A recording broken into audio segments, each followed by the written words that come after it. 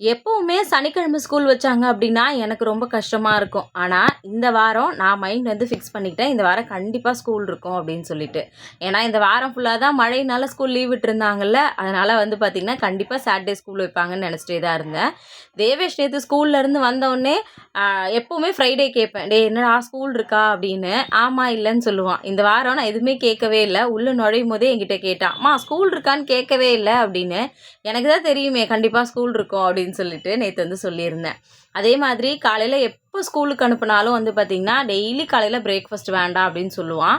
ரொம்ப கட்டாயப்படுத்தி கண்டிப்பா சாப்பிட்டுட்டு தான் போணும் அப்படி சொல்லி தான் வந்து அனுப்புவேன். பட் இன்னைக்கு வந்து பார்த்தீங்கன்னா, ரொம்ப அடம் பிடிச்சதுனால வெறும் பிரெட் மட்டும் டோஸ்ட் பண்ணி வந்து குடுத்துருந்தேன்.